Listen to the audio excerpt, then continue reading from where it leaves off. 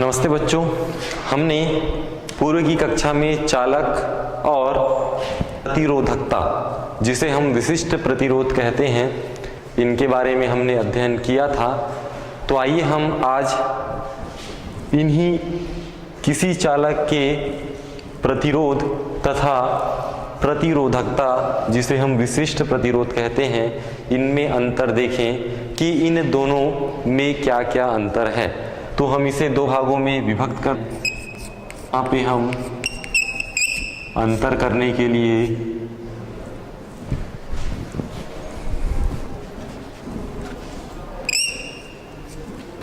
ये है प्रतिरोध और दूसरा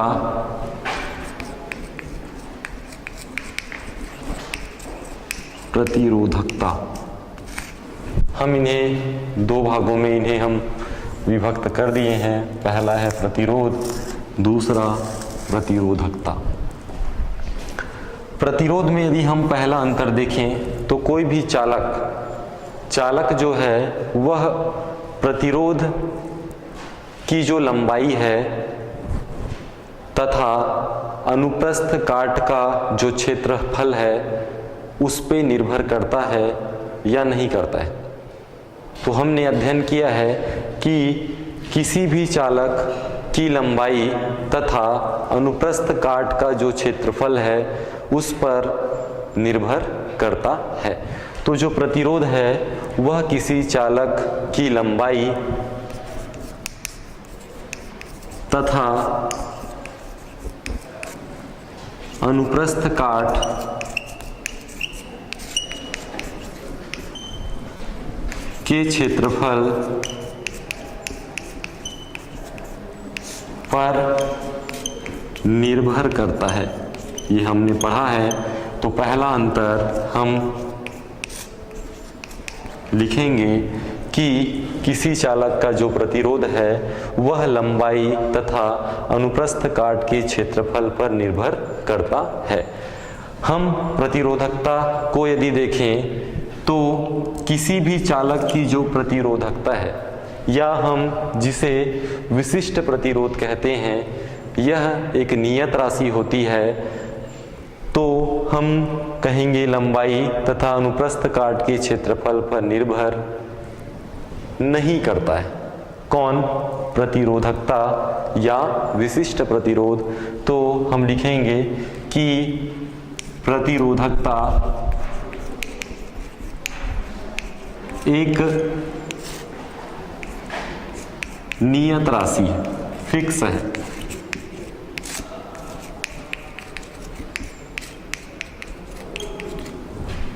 यह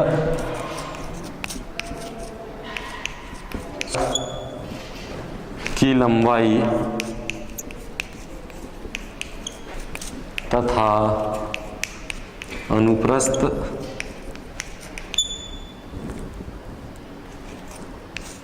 काट के क्षेत्रफल पर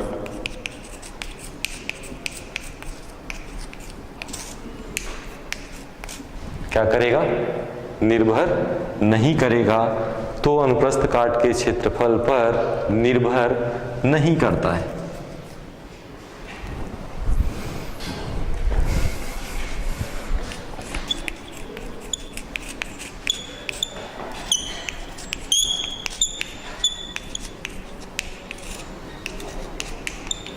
ये हमारा पहला अंतर है। दूसरा अंतर यदि हम देखें तो आप जानते हैं कि जो प्रतिरोध है इसका मात्रक क्या होता है? प्रतिरोध का मात्रक होता है ओम। प्रतिरोध का मात्रक होता है ओम। तो प्रतिरोध का जो मात्रक है या दूसरा हम अंतर लिखेंगे, इसका जो मात्रक है वह होता है ओम, जिसे हम इस प्रकार से प्रदर्शित करते हैं। प्रतिरोधकता का मात्रक क्या होता है? आप पढ़े हैं प्रतिरोधकता या विशिष्ट प्रतिरोध का जो मात्रक है वह होता है ओम मीटर। ओम मीटर।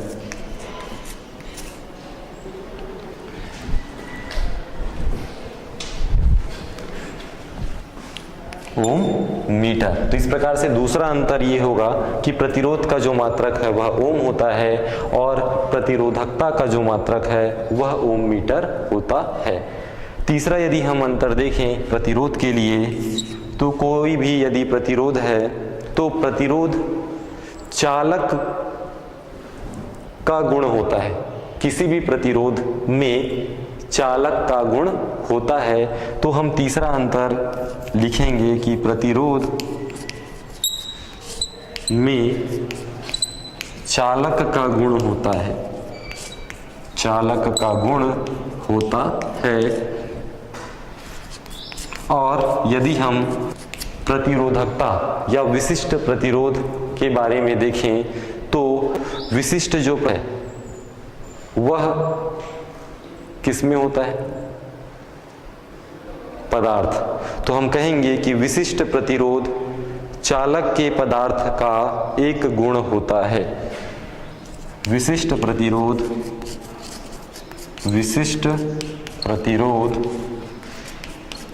चालक के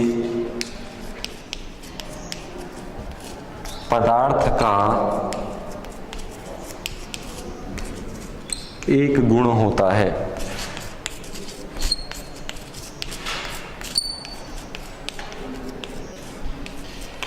इस प्रकार से हम दोनों के बारे में प्रतिरोध और प्रतिरोधकता के बारे में हम अंतर, तीन मुख्य जो अंतर हैं उन्हें यदि देखें तो हम कहेंगे कि प्रतिरोध लंबाई तथा अनुप्रस्थ काट के क्षेत्रफल पर निर्भर नहीं करता है, किसके? चालक के। और प्रतिरोधकता जो है वह चालक की जो प्रतिरोधकता होती है एक नियत राशि होती है और यह लंबाई अनुप्रस्थ काट के क्षेत्रफल पर निर्भर नहीं करता है। प्रतिरोध का मात्रक होता है, प्रतिरोधकता का मात्रक ओम मीटर होता है। प्रतिरोध जो है का हम जो उपयोग है, प्रतिरोध में चालक का गुण होता है, चालक का गुण जो है वह पाया जाता है। और विशिष्ट जो प्रतिरोध है जिसे हम प्रतिरोधकता कहते हैं, ये किसी चालक के पदार्थ का गुण होता है। तो इस प्रकार से यह मुख्य हम तीन अंतर यहाँ पे प्रतिरोध और प्रतिरोधकता में देखें। इन्हें आप याद रखिए कि इनमें निम्न प्रतिरोध और प्रतिरोधकता में अंतर पाए जाते हैं। अब हम आगे बढ़ते हैं विशिष्ट चालकता कि विशिष्ट चालकता क्या होती है।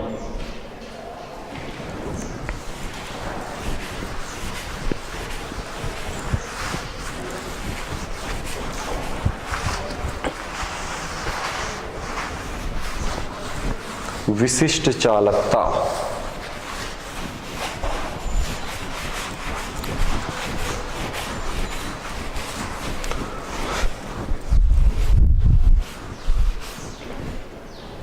तो विशिष्ट चालकता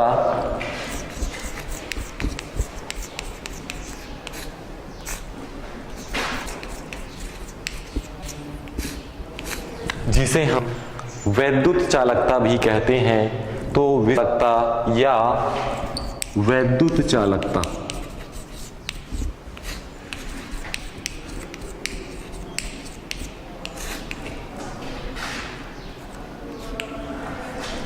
तो आइए हम विशिष्ट चालकता या वैद्युत चालकता हम किसे कहते हैं यदि देखें तो आप ये जानते हैं कि विशिष्ट प्रतिरोध जिसे हम रो से प्रदर्शित करते हैं, इस प्रकार से एक राशि होती है जिसे हम रो कहते हैं। तो विशिष्ट जो प्रतिरोध है यदि हम प्रतिरोध का व्युत्क्रम कर दें, व्युत्क्रम अर्थात 1/रो, तो 1/विशिष्ट प्रतिरोध, 1/विशिष्ट प्रतिरोध। तो हमने विशिष्ट प्रतिरोध का क्या किया? व्युत्क्रम मतलब 1/, में चला जाता है। तो 1/विशिष्ट प्रतिरोध किसके बराबर होगा? विद्युत चालकता या वैद्युत चालक बराबर होता है। तो हम इधर लिख देंगे विशिष्ट चालकता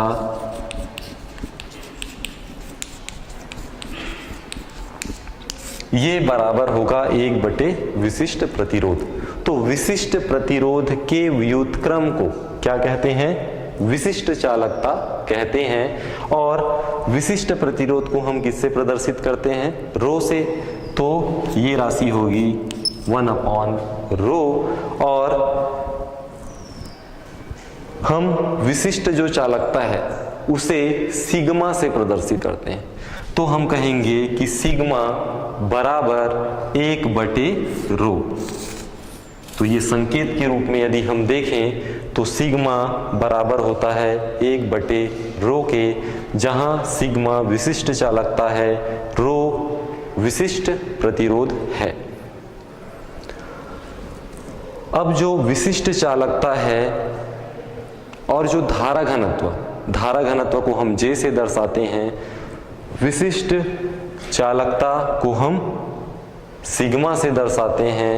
तो सिग्मा और धारा घनत्व J में क्या संबंध? तो आइए हम कि विशिष्ट चालकता और धारा घनत्व में संबंध।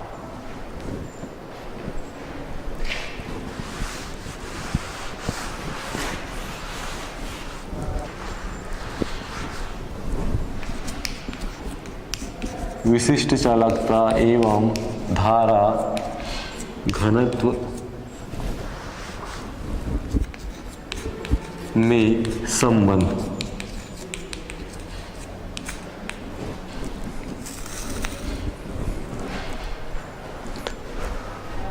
तो धारा घनत्व को हम यदि देखें तो J से प्रदर्शित करते हैं। J बराबर धारा घनत्व बराबर ये संबंध होता है सिग्मा इंटू E। ये संबंध है जहां J धारा घनत्व है, सिग्मा जो है वह क्या है? विशिष्ट चालकता है, E विद्युत क्षेत्र की तीव्रता है। तो विशिष्ट चालकता एवं धारा घनत्व में जो संबंध है वो आप याद रखिए कि J बराबर होता है इंटू E, जहां J धारा है और सिग्मा विशिष्ट चालकता है। तो अब हम इनमें जो संबंध है J बराबर सिग्मा E, इसकी स्थापना यदि करें तो हम मान लेते हैं कि कोई L लंबाई का एक चालक तार है। उस चालक के अनुप्रस्थ काट का क्षेत्रफल कैपिटल A है, प्रतिरोध कैपिटल R है। विशिष्ट प्रतिरोध हम निकालें तो विशिष्ट प्रतिरोध रो बराबर RA/L, ये पूर्व में हम निकाल चुके हैं कि जो रो बराबर होता है RA/L के बराबर होता है। इसे हम समीकरण 1 नाम यदि दें, आप जानते हैं कि R बराबर होता है V/I। R जो प्रतिरोध का मान है वह V/I विभवांतर और धारा के अनुपात के बराबर होता है। कौन? प्रतिरोध बराबर होता है विभवांतर बटे धारा। तो R बराबर V/I। हम यदि R के स्थान पे मान रखें तो क्या होगा? रो बराबर इस R के, तो V साथ में क्या होगा? A/, में है L और अपॉन में क्या आ जाएगा? I। तो इस R के स्थान पे हमने रखा V/I, तो हमें मिला रो बराबर VA/L इंटू I। अब यदि हम देखें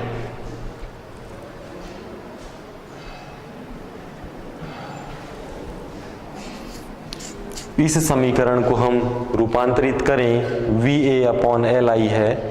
तो यदि हम I को ऊपर ले जाएं, I को यदि हम हर से अंश में ले जाएं तो क्या होगा? ये V है, V के अपॉन में इसके बटे में कितना है? 1। तो जब ये राशि ऊपर जाएगी तो V के अपॉन में क्या हो जाएगा? I और L, और इस A को यदि हम नीचे लाएं तो L के अपॉन में हो जाएगा A। तो इस प्रकार से इसका हमने परिवर्तित रूप लिख दिया कि रो पर V upon I upon A upon आई जो है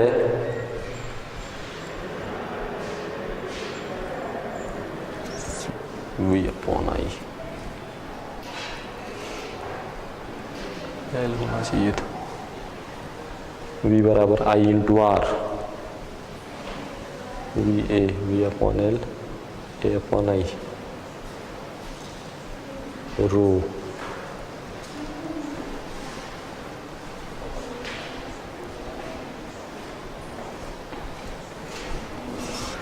तो हमने देखा कि रो बराबर V into A upon L into I. तो हमने V के अपॉन में यदि हम इस L को ले जाएं, V अपॉन एल बनाए। क्यों बनाए V अपॉन एल? क्योंकि V अपॉन जो L है विभवांतर बटे लंबाई, ये होती है विद्युत क्षेत्र की तीव्रता E। इसे हम लें I अपॉन ए जाएं और A को नीचे लाएं, तो V upon L is equal to E होता है और I upon A is equal to J धारा घनत्व होता। तो इस प्रकार से हम चूंकि V upon L is equal to E होता है और I upon A is equal to J होता है, तो इसी आधार पे हमने इस को परिवर्तित करना है, इसी आधार पे परिवर्तन इसमें करना है। तो हम रो बराबर लिखेंगे V के नीचे क्या आना चाहिए L, तो V है उसके नीचे L, तो इस L को हम ऊपर ले जाएं तो V अपॉन एल लिखेंगे और हमको I अपॉन ए लाना है, तो I है हमारे पास, A को यदि हम नीचे लाएं तो I अपॉन ए हो जाएगा। अब मान रखें तो रो बराबर V अपॉन एल का मान है E और I अपॉन ए का मान है, तो इस प्रकार से रो बराबर E अपॉन जे, E अपॉन जे ये होगा। अब आप जानते हैं इसे हम परिवर्तित करके लिखें, E हम निकालना चाहें तो इसे हमको पक्षांतर तिर्यक गुणा करना पड़ेगा, तो E बराबर हमें मिलेगा रो इंटू जे। अब हम जानते हैं कि रो का जो मान है वह होता है 1/σ। अभी आपने अध्ययन किया कि रो बराबर होता है 1/σ के, तो हम इस रो के स्थान पे यदि लिखें तो 1/σ इंटू जे। अब हमें जे का मान ज्ञात करना है, तो इस सिग्मा को इधर तिर्यक गुणा या पक्षांतर करना पड़ेगा, जिससे आपको मिलेगा जे बराबर सिग्मा इंटू ई, और यही हमें संबंध जे बराबर सिग्मा ई की स्थापना करनी थी। अब इसमें यदि हम देखें तो जे जो है वह कहलाता है धारा घनत्व।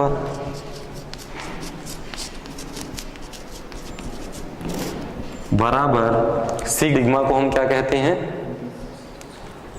विशिष्टता, विशिष्ट चालकता, और ई को हम कहते हैं विद्युत क्षेत्र की तीव्रता, विद्युत क्षेत्र की तीव्रता। तो इस प्रकार से यदि हम देखें तो जो धारा घनत्व है वह विशिष्ट चालकता और विद्युत क्षेत्र की तीव्रता के गुणनफल के बराबर होता है। तो हम संबंध विशिष्ट चालकता एवं धारा घनत्व में यदि हम कहें तो जो धारा घनत्व है विशिष्ट चालकता और विद्युत क्षेत्र की तीव्रता के गुणनफल के बराबर होता है, अर्थात J बराबर सिग्मा इंटू ई। पुनः यदि हम देखें इसकी स्थापना करने के लिए, तो एक आप चालक तार लेंगे L, उसके अनुप्रस्थ काट का क्षेत्रफल A, उस चालक का प्रतिरोध R, तो हम जानते हैं कि सिग्मा बराबर RA/L होता है, और हम जानते हैं कि जो प्रतिरोध है R का मान वह हो V/I। अब इस में हम मान रखें तो आपको मिला V/A/I। अब हम जानते हैं कि V/L E होता है और I/A J होता है, तो इस रूप में हम इसे रूपांतरित किए तो हमें मिला सिग्मा रो बराबर E/J। E बराबर यदि हम मान निकालें तो रो इंटू J। अब रो का मान हम जानते हैं 1/, होता है सिग्मा, तो E बराबर 1/, सिग्मा इंटू J। तो इस प्रकार से J इंटू E हमें प्राप्त होगा। इसके पश्चात हम अतिचालकता की अवधारणा पर प्रकाश डालेंगे।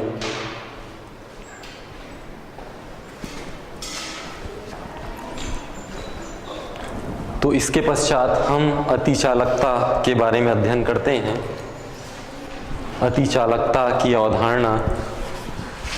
अतिचालकता की खोज किसने की, किस सन में की, और अतिचालक क्या होता है, इसके बारे में हम आगे अध्ययन करते हैं।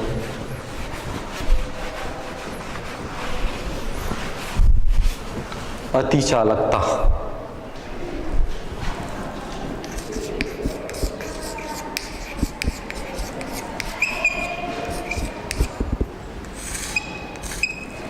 की अवधारणा।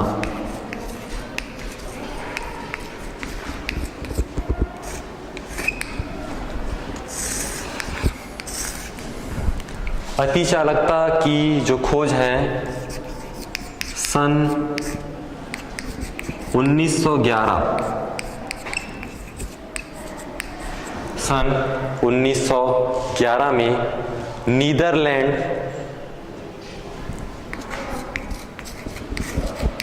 आप जानते हैं नीदरलैंड के कैमरलिंग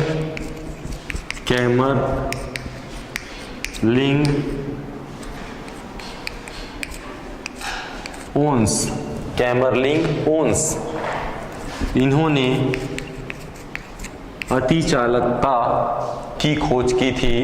सन 1911 में नीदरलैंड के साइंटिस्ट वैज्ञानिक का नाम है कैमरलिंग ओन्स, इन्होंने की थी।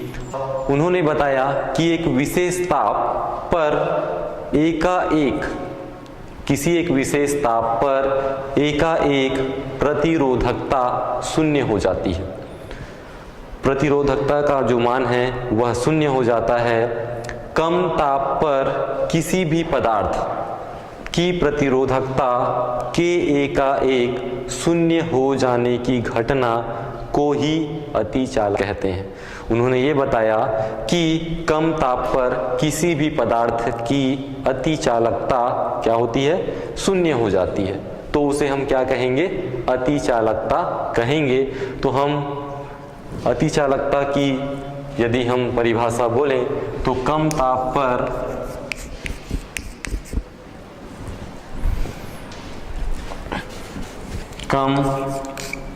पर किसी पदार्थ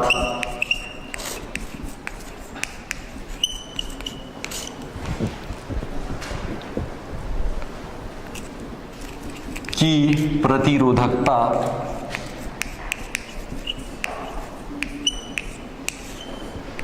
कम ताप पर किसी पदार्थ की प्रतिरोधकता के एकाएक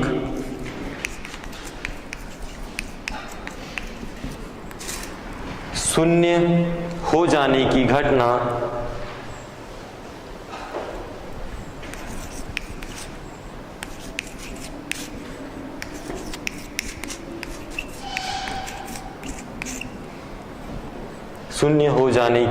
घटना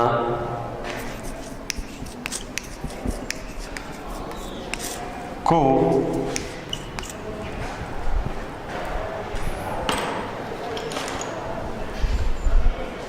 अतिचालकता कहते हैं।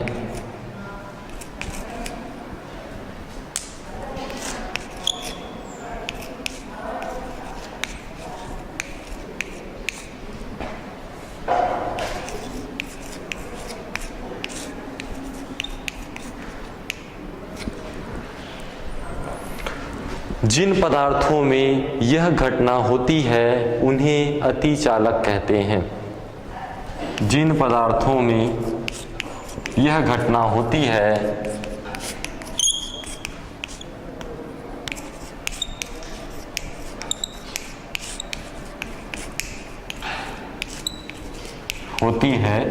उन्हें अतिचालक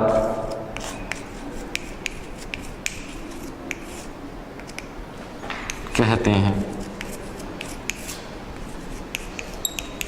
तो इस प्रकार से हम यदि अतिचालक की अवधारणा देखें तो इसकी खोज सन 1911 में नीदरलैंड के कैमरलिंग ओन्स ने की थी। इन्होंने बताया कि कम ताप पर, ताप कैसा होना चाहिए, कम होना चाहिए, तो कम ताप पर किसी भी पदार्थ की जो प्रतिरोधकता है उसके एकाएक शून्य हो जाने की जो घटना है, शून्य हो जाती है, उसकी जो घटना है उसे हम अतिचालकता कहते हैं। और जिन पदार्थों में यह घटना होती है, जो भी पदार्थ जिनमें कम ताप पर प्रतिरोधकता का जो मान है वो एकाएक शून्य हो जाता है, वे पदार्थ कहलाते हैं अतिचालक। तो इस प्रकार कहेंगे कि जिन पदार्थों में यह घटना होती है उन्हें अतिचालक कहते हैं। इसका जो कारण है यदि हम देखें, कम ताप पर जो प्रतिरोधकता है वह एकाएक जा रही है, शून्य हो जा रही है। तो जो वैज्ञानिक हैं इस अतिचालक का जो कारण है उसे सही कारण ज्ञात करने में असमर्थ हुए और इसका जो सही कारण है वह जो साइंटिस्ट थे ज्ञात नहीं कर पाए। तो अभी तक के इस अतिचालकता का सही जो कारण है वह ज्ञात नहीं है।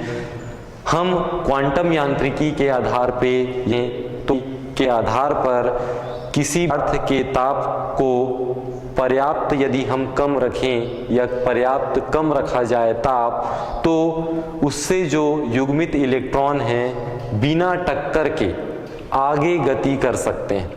यदि हम क्वांटम यांत्रिकी के आधार पर देखें तो पदार्थ जो है वह ताप के पर्याप्त, यदि उसका पर्याप्त जो ताप है पर्याप्त रखा जाए तो कम ताप पर जो युग्मित इलेक्ट्रॉन है वह क्या करते हैं, बिना टक्कर के आगे गति कर सकते हैं। तो गति करने से ही अतिचालकता जो है, पदार्थ के गति करने से प्रतिरोधक का एकाएक शून्य हो जाना, ऐसा कारण क्वांटम मैकेनिक्स है जिसे हम क्वांटम यांत्रिकी कहते हैं, इसके आधार पे दिया गया। लेकिन जो सही कारण है वह अभी तक के ज्ञात नहीं है। और इसका जो हम यदि देखें कि इस अतिचालकता का हम उपयोग कहाँ कहाँ करें, तो पहला विद्युत ऊर्जा की बचत, इसके माध्यम से हम विद्युत ऊर्जा की बचत कर सकते हैं।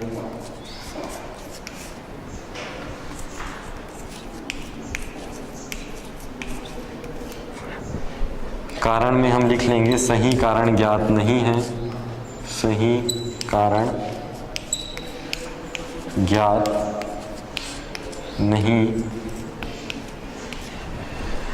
उपयोग पहला विद्युत ऊर्जा की बचत, हम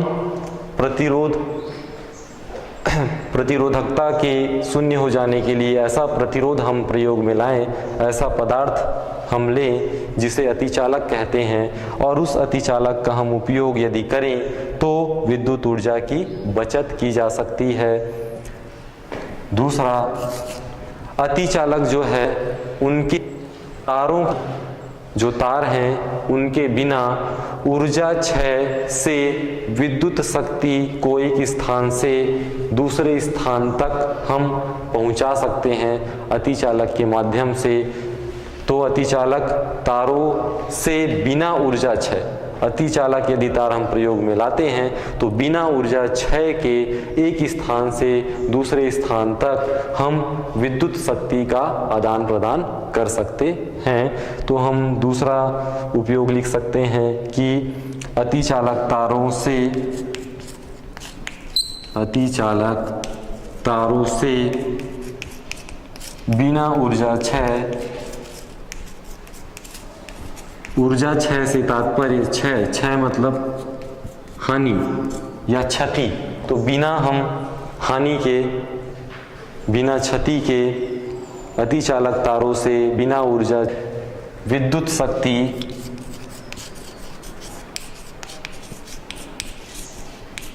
को एक स्थान से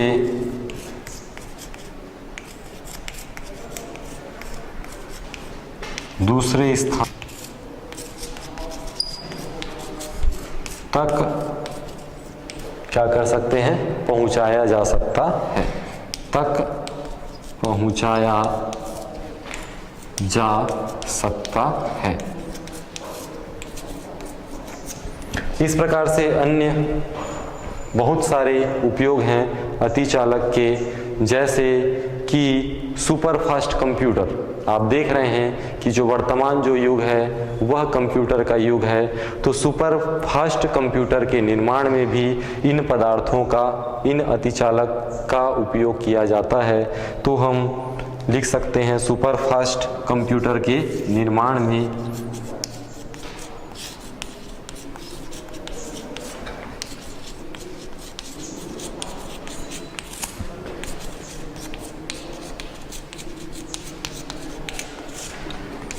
हम इनका उपयोग करते हैं।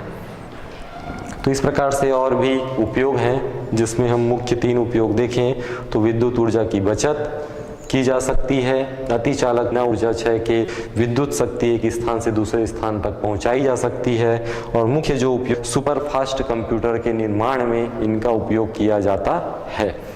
अब इसके पश्चात हम यदि आगे बढ़ें तो प्रतिरोध और जो प्रतिरोधकता है, आपने पढ़ा प्रतिरोध और प्रतिरोधकता, इस पर ताप का क्या प्रभाव पड़ता है। तो हम देखें कि प्रतिरोध और प्रतिरोधकता पर ताप का प्रभाव।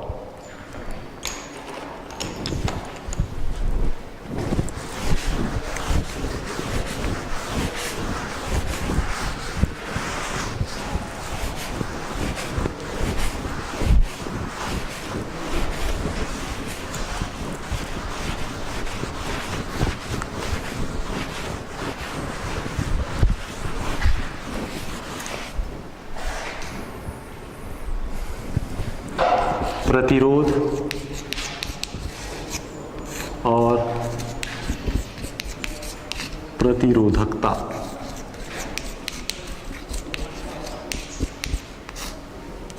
पर ताप का से हम प्रभाव प्रतिरोध और प्रतिरोधकता पर पड़ता है। आइए हम देखते हैं। तो यदि हम कोई चालक लेते हैं और उसे 0 डिग्री सेंटीग्रेड ताप पर यदि हम देखें तो उस चालक का जो प्रतिरोध है, यदि R0 लें तो 0 डिग्री सेंटीग्रेड ताप पर एक चालक है, उसका प्रतिरोध हमने R0 लिया, और T डिग्री सेंटीग्रेड के पश्चात T डिग्री सेंटीग्रेड पर उस चालक का जो प्रतिरोध है वह हो जाएगा RT। तो 0 पे हम लिखेंगे R0 और T पे RT, उस चालक का प्रतिरोध हम ले रहे हैं। और आप जानते हैं कि RT और R0 इनमें संबंध होता है कि RT जो होता है बराबर होता है R0 1 plus alpha into T। ये समीकरण है एक इनमें कि T टाइम प्रतिरोध है वह 0 पर R0 और 1 प्लस अल्फा T टाइम, और अल्फा यहाँ पे कहलाता है प्रतिरोध ताप गुणांक, अल्फा जिसे हम कहते हैं प्रतिरोध का ताप गुणांक, प्रतिरोध ताप गुणांक, इसे हम अल्फा से व्यक्त करते हैं। तो एक जो प्रतिरोध और प्रतिरोधकता है उस पर ताप का जो प्रभाव है यदि देखें तो वह उसके प्रतिरोध ताप गुणांक पर निर्भर करेगा। तो यदि हम प्रतिरोध ताप गुणांक अल्फा का मान निकालें तो अल्फा का मान क्या आएगा, यदि हम इसका मान निकालें तो सर्वप्रथम इस समीकरण को यदि हल करें तो आर टी बराबर R0 का हम 1 से मल्टीप्लिकेशन या मल्टीप्लाई गुणन करेंगे तो R0 plus R0 alpha T ये हमें प्राप्त होगा। अब इसे हम पक्षांतर करेंगे तो हमें मिलेगा आर टी माइनस R0 बराबर R0 इंटू टी। इसके पश्चात हम इसका मान निकालना चाहते हैं अल्फा का, तो ये अल्फा बराबर हमारे पास R T minus R0 upon कौन सी राशि बची, R0 टी, ये राशि कहाँ आ जाएगी, नीचे। इस प्रकार से अल्फा जो कि प्रतिरोध ताप गुणांक है वह are T minus R0 upon R0 T के बराबर होता है।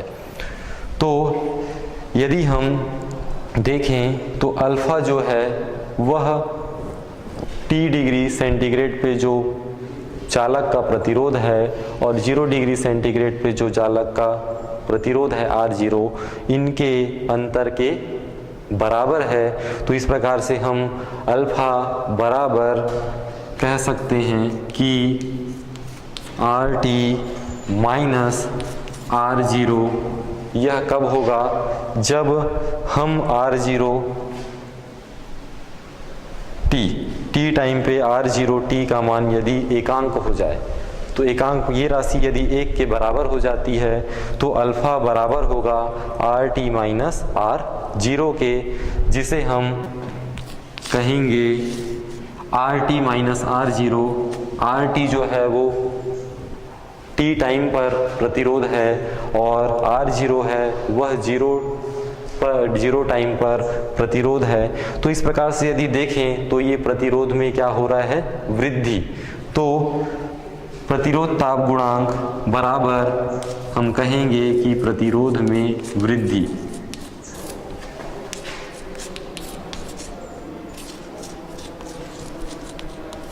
तो इस प्रकार से प्रतिरोध ताप गुणांक अल्फा पर निर्भर करता है।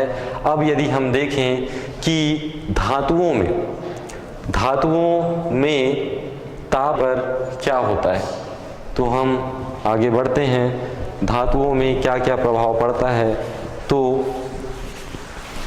पहला धातुओं में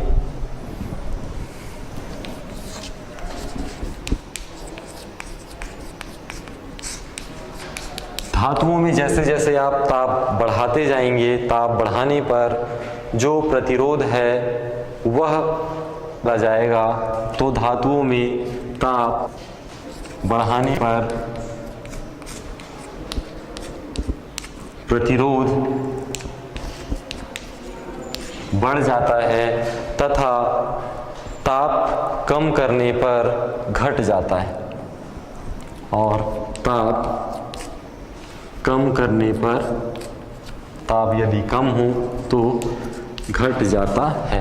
तो इस प्रकार से हम लिखें कि धातुओं में ताप बढ़ाने पर प्रतिरोध और प्रतिरोधकता बढ़ जाती है, और यदि ताप हम घटाएं अर्थात ताप यदि कम करें तो प्रतिरोध और प्रतिरोधकता दोनों ही घट जाती है। दूसरा, यदि हम मिश्र धातु लें तो मिश्र धातुओं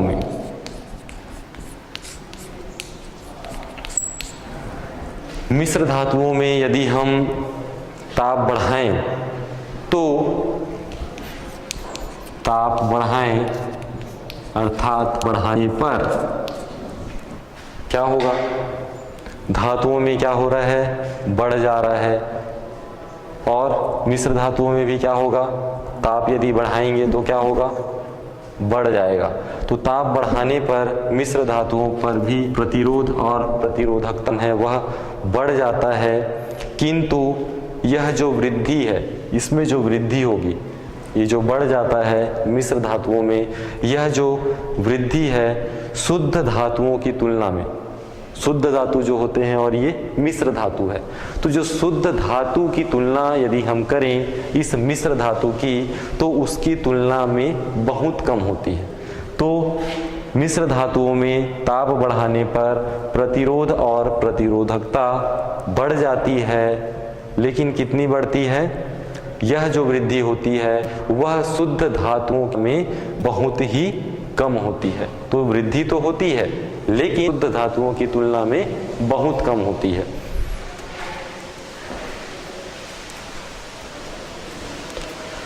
अब जैसे हम लोग कुछ मिश्र धातुओं का नाम यदि लें, जैसे कि आप जानते हैं नाइक्रोम एक मिश्र धातु है, मैग्नीन मिश्र धातु है, टंगस्टेन मिश्र धातु है, ये अधिक प्रतिरोध ताप गुणांक वाले होते हैं। इनमें जो ताप गुणांक है जिसे हम अल्फा अभी देखे थे, अल्फा का जो मान है वह काफ़ी अधिक होता है। तो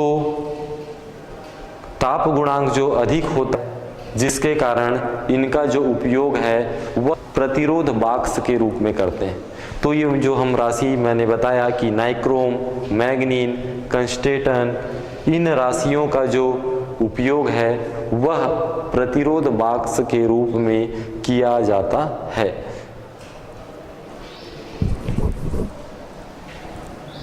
मैग्नीन, टंगस्टेन,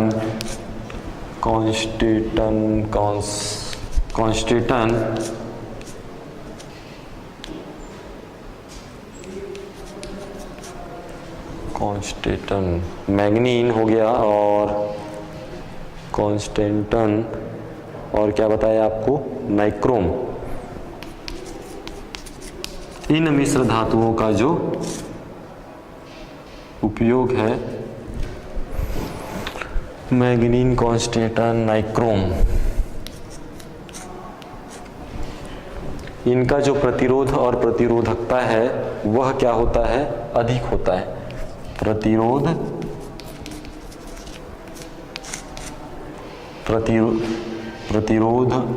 और प्रतिरोधकता क्या होती है? अधिक होती है। और जो ताप गुणांक है, ताप गुणांक वह होता है कम, और इसका जो उपयोग है, उपयोग हम कहाँ करते हैं? प्रतिरोध बॉक्स में, जिसे हम रेजिस्टेंस बॉक्स कहते हैं। अंग्रेजी में रेजिस्टेंस बॉक्स कहते हैं, हिंदी में इसे प्रतिरोध बॉक्स कहा जाता है।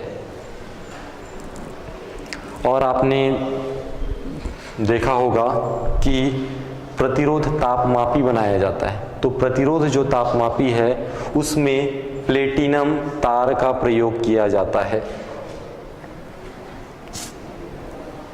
प्रतिरोध तापमापी जिसमें प्लेटिनम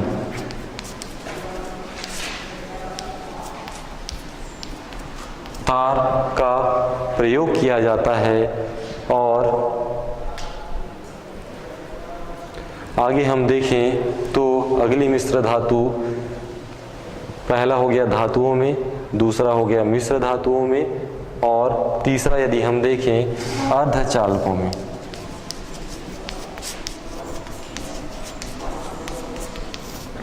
तो अर्धचालकों में ताप बढ़ाने पर जो प्रतिरोध का मान है वह कम हो जाता, ताप बढ़ाने पर कम, ताप बढ़ाने पर कम हो जाता है। कारण यह है कि जो अर्धचालकों का प्रतिरोध ताप गुणांक जो होता है, अर्धचालकों के प्रतिरोध का ताप गुणांक यह ऋणात्मक होता है। अर्धचालकों के प्रतिरोध का ताप गुणांक ऋणात्मक होता है, जिसके कारण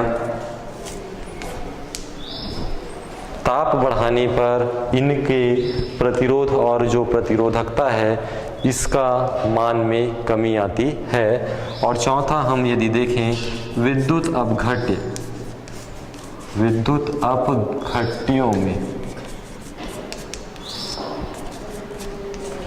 यदि हम देखें विद्युत अपघट्यों में क्या प्रभाव पड़ता है, तो ताप जैसे जैसे बढ़ाएंगे विद्युत अपघट्यों का जो प्रतिरोध है वह भी कम होता है। क्योंकि प्रतिरोध हैं उनका भी गुणांक का जो मान है वह ऋणात्मक प्राप्त होता है।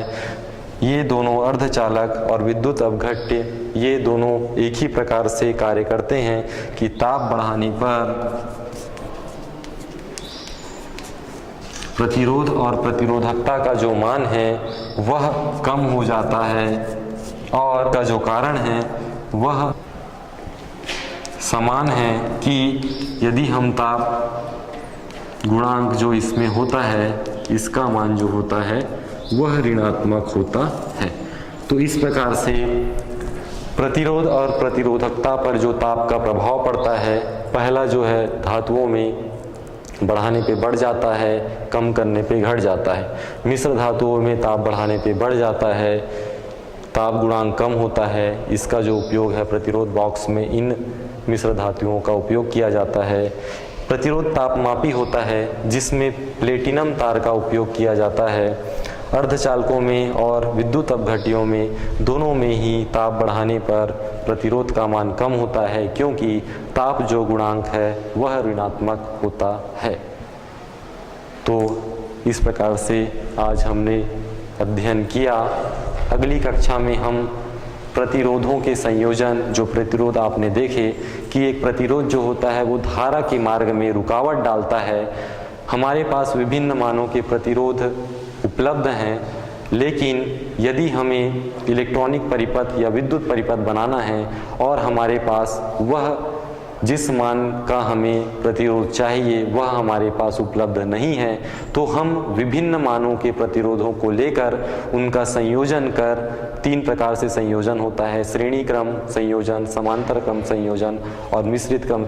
इस प्रकार से इसका अध्ययन कक्षा में। धन्यवाद।